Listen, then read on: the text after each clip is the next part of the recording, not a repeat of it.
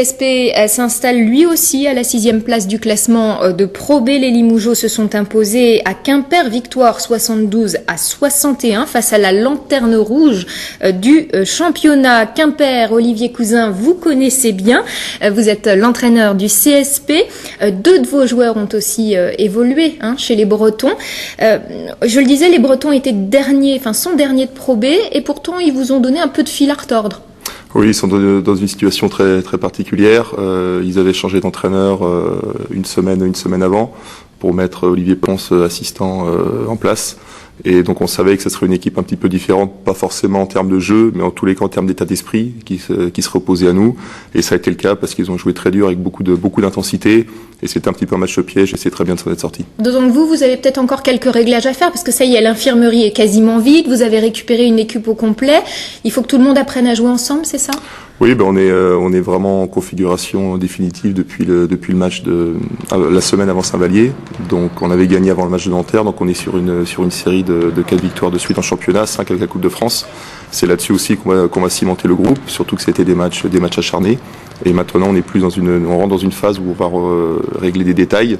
Les grandes lignes du jeu sont en place. Maintenant c'est les détails qui font la différence et c'est ça qu'on doit régler. Alors justement sur ces matchs-là, ces 5 victoires, est-ce qu'il y a un match qui vous sert de référence et que vous aimeriez reproduire justement ?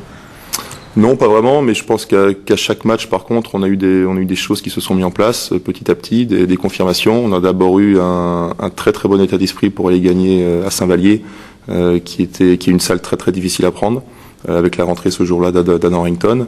Derrière, on a fait preuve du même état d'esprit pour les gagner en Coupe de France. On a enchaîné avec un match très dur au couteau contre le Portel, qui était deuxième à l'époque.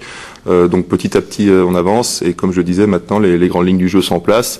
L'état d'esprit est là. On a vraiment une équipe qui fait preuve de beaucoup de combativité, beaucoup de respect. Et là, il va y en avoir besoin, parce que le mois de décembre s'annonce quand même très difficile. Vous allez rencontrer des équipes de haut de tableau, Bourg-en-Bresse, Poitiers. On rentre dans la dernière ligne droite avant le break de Noël, 3 matchs. Saint-Étienne qui reste sur 4 victoires en 5 matchs. Bourg qui est deuxième, et puis Poitiers là-bas qui a quasiment pas perdu chez eux depuis 1 an et demi. Donc c'est une grosse série, mais c'est bien d'avoir en amont tiré de victoire pour la confiance. En 2 mots, vous parliez de Harrington tout à l'heure. On a vu aussi Aladji Mohamed très en forme. Est-ce que l'équipe n'est pas trop dépendante d'eux aujourd'hui ?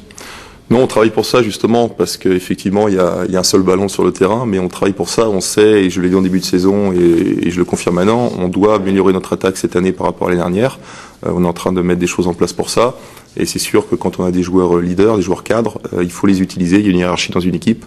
Maintenant, il faut effectivement le faire sans être complètement dépendant de ces 2 joueurs. Merci beaucoup Olivier Cousin. J'ajoute que les filles du LABC, elles continuent leur très beau parcours aussi avec une 11e victoire d'affilée, 64-59 à Voiron. Les Limougeaudes sont toujours premières au classement de national.